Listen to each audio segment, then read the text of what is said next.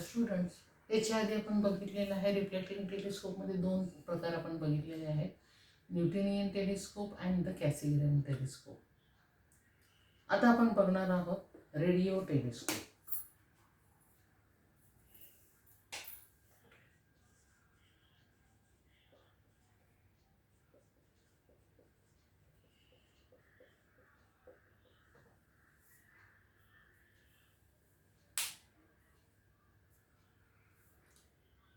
You know that in the space there is a many heavenly bodies which not only emit the visible radiation but they also emit the radio waves also, and that we cannot be seen these radio waves with our naked eyes.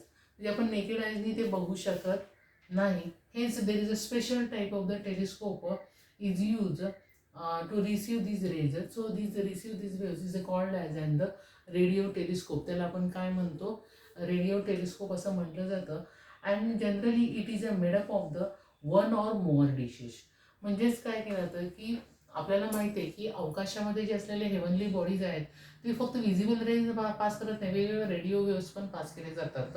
आणि ते radio waves आपण साध्या डोळ्यांनी बघू शकत नाही, आणि त्यासाठी आपण special type of the telescope use करतो, ज्याला म्हटलं जातं रेडिओ टेलिस्कोप असं म्हटलं जातं. आता हा जो रेडिओ टेलिस्कोप जो आपण म्हटलेला आहे हा कसा का आहे, तर रेडिओ टेलिस्कोप जो आहे which is a made up of the one or more dishes having the particularly parabolic dish.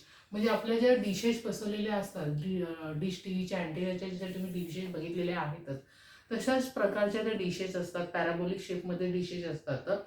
And as like optical telescope these incident radio waves can reflected by the dish and it can be converges at the focus, and this at the focus there is a receiver is a place at the focus point. म्हणजे actually काय असतं की त्याच्यामध्ये जशा आपल्या dishes असतात त्याप्रमाणेच त्या अशा डिशेस असतात, आणि ते डिशेसमध्ये काय होतात तर त्या रेडिओ वेव्स काय होतात पडत असतात, आणि त्याच्या इथे एक फोकस असतो.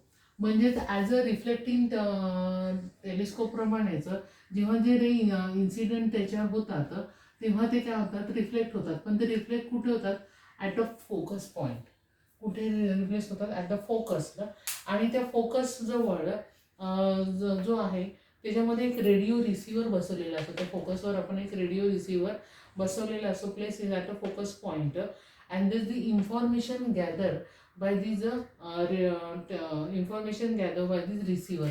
म्हणजे हा रिसिव्हर इथे जो बसवलेला असतो ती इन्फॉर्मेशन काय करतो, गॅदर करतो, कलेक्ट करतो जो, and this the receiver then it can pass through the computer. म्हणजे ह्याला नंतर खाली आपण ॲम्प्लिफायर जोडलेला असतो, and then it join to the computer. हे कशाला जोडलेलं आहे, कॉम्प्युटरला जोडलेलं असतं.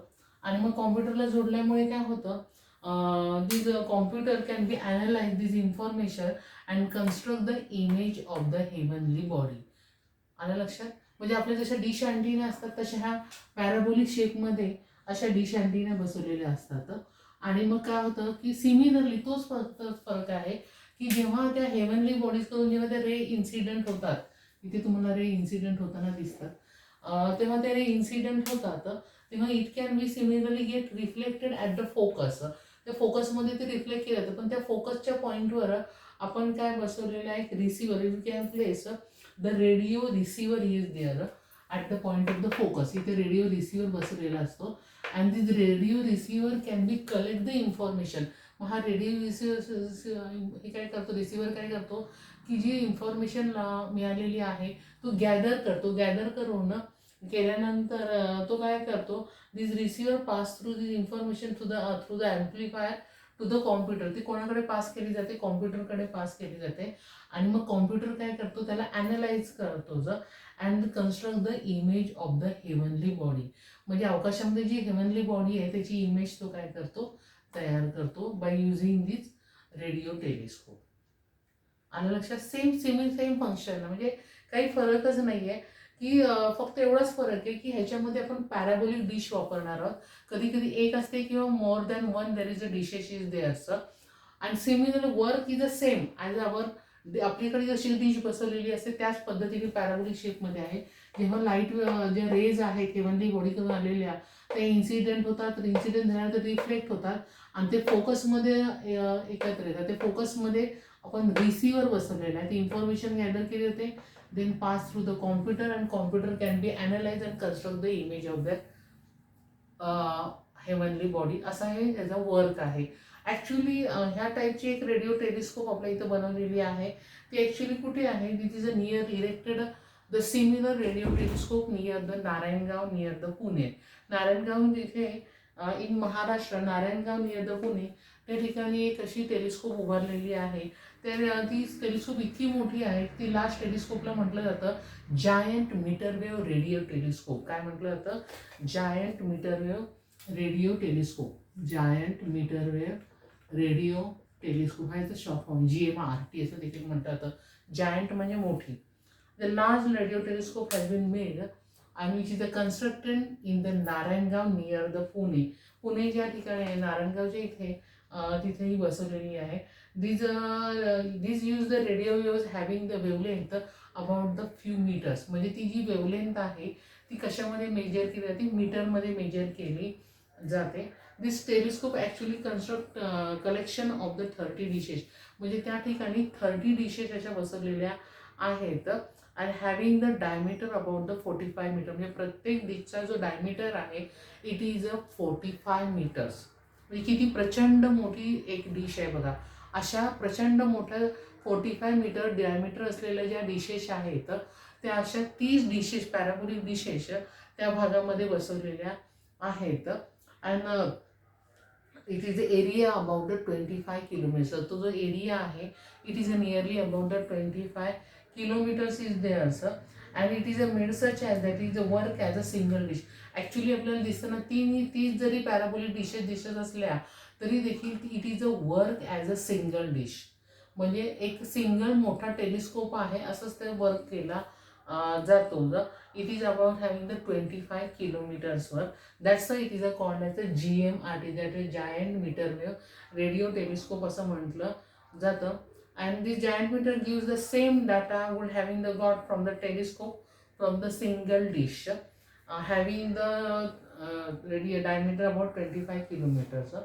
And these dishes is made by the Indian scientists and the engineers having the minimum cost. म्हणजे ॲक्च्युली 25 किलोमीटरचा या एरिया आहे आणि त्याच्यामध्ये 30 parabolic dishes are place having the diameter having the each dish having the diameter about the 45 metres. प्रत्येक ह्याच्या डिशचा diameter आहे. अशा 30 डिशेस त्या ठिकाणी बसवलेल्या आहेत and they work as a single dish. त्या तिन्ही डिश 30 जरी डिश असल्या तरी they work as a single dish having the diameter about 25 kilometre. म्हणजे ती एकच डिश आहे असं वर्क केलं जातं. And so this telescope is a called as a giant metre wave radio telescope. म्हणून त्याला म्हणतात giant metre wave radio telescope. And these are made by the Indian scientist and engineers having the low cost. The scientists can be study the solar system, solar wind. Also, there is a pulses is there, supernova, intercellular, hydrogen clouds with the help of the giant wave meter telescope. And many scientists overcome all over the world come to the India to study to make use of these facilities. म्हणजेच काय केलं होतं की हा आपण जे dishes बसवलेले आहे टेलिस्कोप आहे या टेलिस्कोप आपण सोलर सिस्टीम बघू शकतो. स्पंदकीय महास्फोट तारादरम्यान असलेल्या हायड्रोजनचा ढगाचा ढग याचा आपण अभ्यास करू शकतो. आणि many scientist in the world come is there to study of the radio waves. म्हणजे त्याचा अभ्यास करण्यासाठी बरेच सायंटिस्ट त्या ठिकाणी येतात. आणि लक्षात म्हणजे फंक्शन तुमच्या लक्षात आलेलं आहे कसं आहे की रेडिओ टेलिस्कोपमध्ये एक पॅराबोलिक शेप म्हणजे डिश बसवलेली असते. When the rays incident on it, it can be reflected on the focus. फोकसवर एक रेडिओ रिसिव्हर बसवलेला असतो. This radio receiver gather the information and this information then gathers is then it can be passed through the amplifier to the computers. Then computer can be analyze it and give the image of the heavenly body. मग त्या आपल्याला हेमनल्या बॉडीची आपल्याला काय मिळते image अशी मिळते which this radio waves we cannot be see with our naked eye, जे आपण साध्या डोळ्याने देखील बघू शकत नाही. त्या येणाऱ्या ह्याची आपण हेमनली बॉडीची काय बघू शकतो, इमेज आपण तयार करू शकतो कॉम्प्युटरमध्ये. समजलं सगळ्यांना? थँक्यू.